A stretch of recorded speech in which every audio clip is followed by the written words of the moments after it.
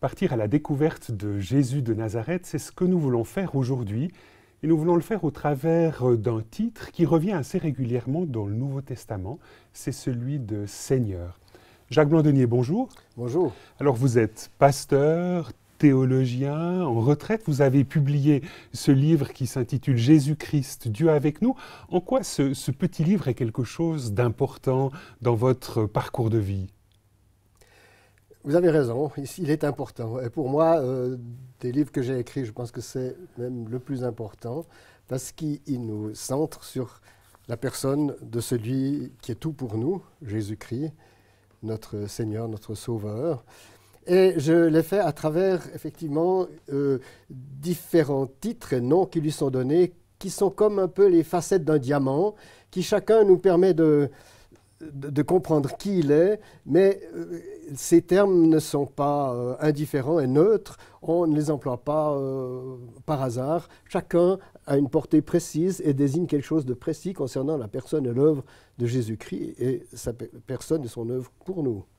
Alors je vous propose d'aller un petit peu plus en avant autour de ce terme de Seigneur et nous allons lire deux textes de la Bible où on rencontre ce terme et le premier se trouve dans l'Évangile de Luc.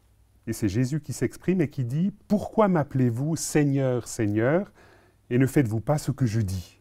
Et le deuxième de ces textes tirés de la Bible se trouve dans l'Épître aux Philippiens au chapitre 2. C'est donc un écrit de l'apôtre Paul.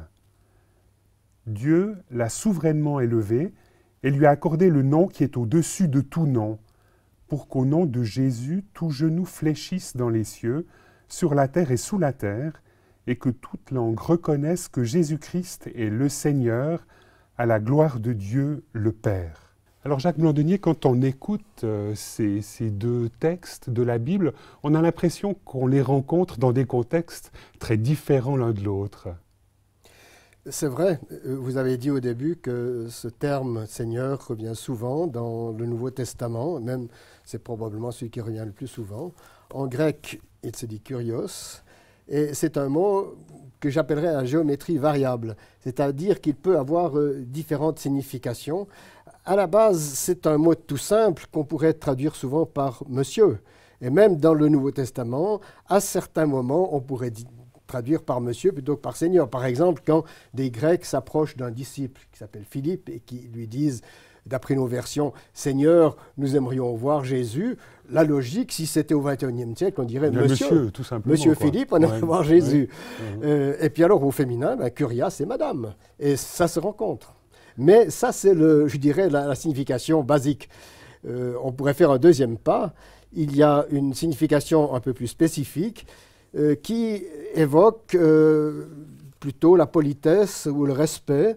C'est un seigneur, un kurios, c'est quelqu'un qui a une forme d'autorité. Ça peut être un chef de famille, un maître de maison, un patron. C'est quelqu'un qui dispose d'une certaine aura.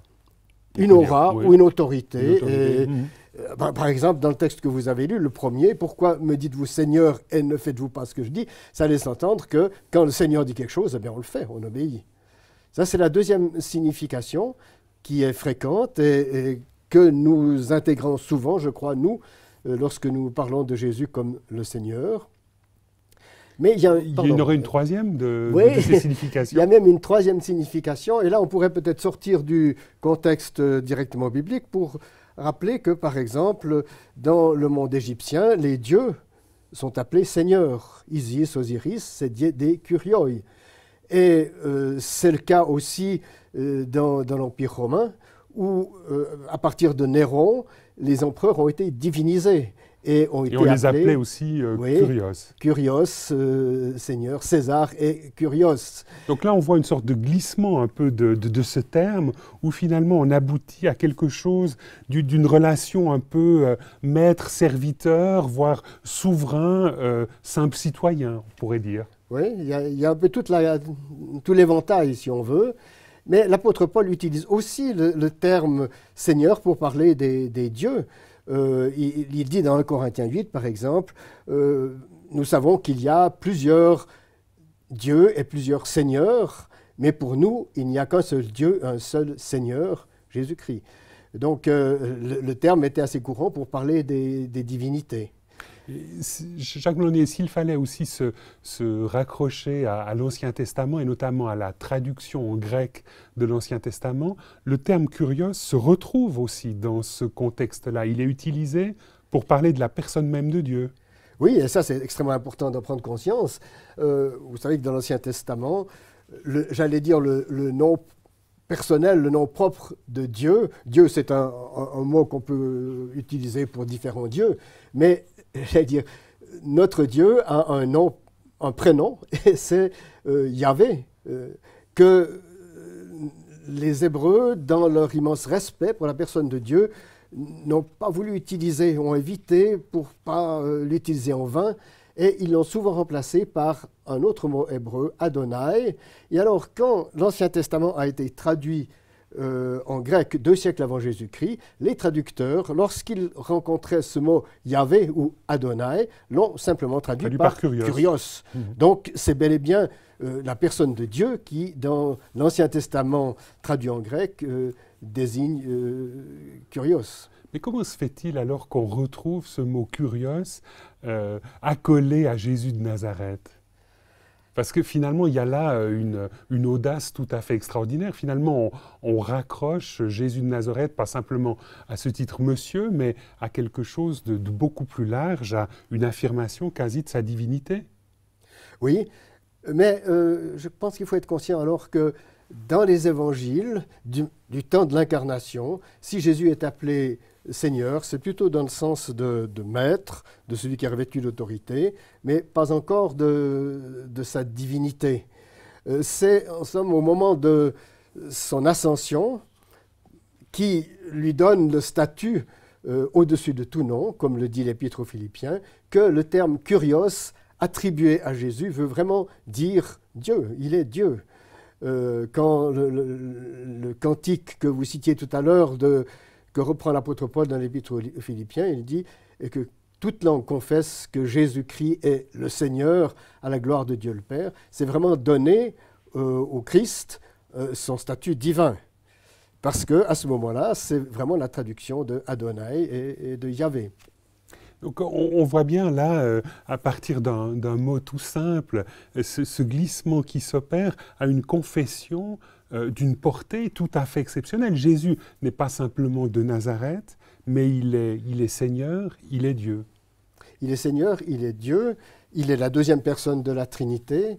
Il faut être conscient que Jésus de Nazareth est né au début de notre ère, en l'an 0, enfin peut-être moins 4 ou moins 6 à Bethléem, mais le Fils incarné existait dès avant la fondation du monde. Du reste, Jésus le dira lui-même lorsqu'il dit « Avant qu'Abraham fût, je suis ». Donc, le terme « kurios » est adéquat pour parler de la réalité de Jésus-Christ en tant que Dieu. Jacques Blonnier, qu'est-ce que ça veut dire aujourd'hui, le fait de confesser Jésus de Nazareth comme Seigneur, selon vous? Alors là aussi, on pourrait le prendre à différents niveaux, dire Jésus-Christ est Seigneur ou le Seigneur, puis on peut aussi dire Jésus-Christ est mon Seigneur. Et en premier lieu, je pense qu'il faut prendre conscience que cela signifie que nous reconnaissons son autorité sur notre vie. Nous confessons que nous lui appartenons. Paul le dit aux Corinthiens, nous sommes au Seigneur. Il est notre maître, il est notre propriétaire, comme un maître d'esclaves était le propriétaire de ses esclaves. Nous reconnaissons et nous affirmons que devant lui, nous avons une seule attitude, c'est celle d'obéir, c'est celle de nous soumettre. Et c'est bien ce que Jésus reproche à ceux qui l'entourent lorsqu'il leur dit « Pourquoi m'appelez-vous Seigneur, Seigneur, et ne faites-vous pas ce que je dis ?» La logique veut que si je l'appelle Seigneur, alors je fais ce qu'il me dit. Ça, c'est peut-être la première signification, mais alors on pourrait l'étendre aussi à ce que nous disions tout à l'heure. Il est Seigneur pas seulement dans l'idée d'être le patron, mais d'être Dieu. Et ça veut dire vraiment, quand nous disons Jésus-Christ est Seigneur, sa souveraineté totale sur toute réalité et sur tout le temps, sur toute l'histoire d'une éternité à l'autre éternité. C'est important pour vous de confesser cette seigneurie, pour reprendre un petit peu ce terme technique, de Jésus de Nazareth sur notre vie? Alors c'est très important. D'abord, je le disais, parce que cela implique qu'on accepte d'être à lui et de nous soumettre à lui. Mais en même temps, et je crois qu'il faut le dire avec une force d'autant plus grande, quand nous disons « il est Seigneur », ça ne veut pas dire qu'il est notre dictateur, un tyran. La notion d'autorité, la notion de domination de Dieu est bien différente de celle qui est évoquée par ce terme lorsqu'on voit ce que sont les prétendus seigneurs de ce monde. Mais pour vous, il y a une dimension de libération dans le fait de dire que Jésus est le Seigneur. Au Moyen-Âge, les seigneurs, c'est-à-dire les seigneurs féodaux, habitaient le château, et puis il y avait dans les campagnes des populations de paysans, d'ouvriers, etc. Et en somme, s'ils avaient sur leur territoire un seigneur puissant, eh bien, ils étaient protégés.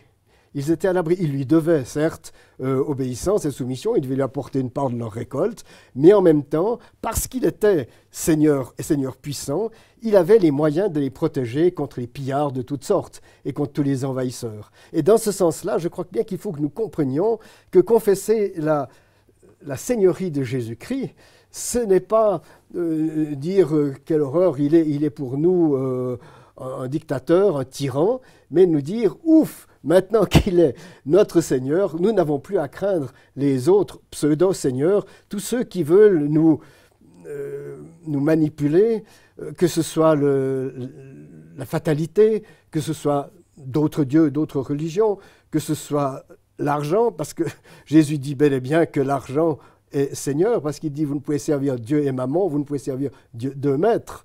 Donc Mammon est bel et bien divinisé par l'humanité. Et nous pouvons en être libérés parce que nous avons un souverain qui est plus grand que cela et que l'argent, effectivement, nous rend esclaves. En somme, tous nos seigneurs nous rendent esclaves, sauf le Seigneur qui, lui, nous donne enfin la possibilité d'entrer dans la vocation qu'il nous adresse. C'est pourquoi, pour moi, dire Jésus-Christ est Seigneur m'implique de toutes sortes de manières, m'appelle à me soumettre à lui, et chaque fois que je l'emploie, je devrais pouvoir oser me reposer cette question, mais aussi, c'est une grande joie, un sujet d'adoration, un sujet de louange, parce que je sais désormais que personne d'autre n'a des droits sur ma vie, sinon lui-même.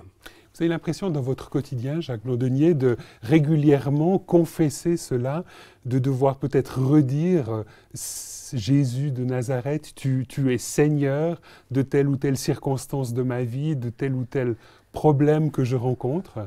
J'aimerais le faire aussi souvent que c'est nécessaire. J'avoue qu'on se laisse souvent piéger, mais c'est vrai que, ne serait-ce que quand nous prions, nous disons Seigneur. Mais souvent, on banalise ce mot, il faut bien le reconnaître. Et parfois, dans nos prières, nous répétons Seigneur à tout bout de champ, dans toutes les phrases. En réalité, nous devons avoir devant ce terme beaucoup de respect, parce que ça veut dire vraiment qu'il y a une grande majesté, une grande autorité qui découle de ce titre. Et alors, oui, il faut que je me prenne en main moi-même pour réendosser, en somme, cette vérité. Est-ce que vous auriez un exemple concret où, finalement, le fait de dire que dans telle ou telle circonstance de vie, Jésus est le Seigneur, ça a apporté cette dynamique de libération dont vous parliez tout à l'heure? Il pourrait y avoir différentes circonstances. Je pourrais penser à une circonstance que j'ai vécue il y a quelques années, il y a 2 ans, lorsque j'ai été très gravement malade et qu'on m'a donné à ce moment-là entre 6 mois et 2 ans d'espérance de vie. J'ai retrouvé un texte du théologien Karl Barth qui parle de la grâce de Dieu et qui nous montre que, en somme, lorsque nous sommes dans sa main, nous ne risquons rien. Et c'est parce qu'il est Seigneur. Et là, à ce moment-là, pour moi, c'est vrai, ce titre, parfois banalisé, Jésus est mon Seigneur, a pris une signification extrêmement forte. Jacques Blondinier, merci beaucoup de nous avoir emmenés dans la réflexion autour de ce mot Seigneur, qui est l'un des titres les plus communs que l'on rencontre dans le Nouveau Testament. Madame, Monsieur, nous espérons que cette émission vous aura intéressé. Au revoir et à bientôt.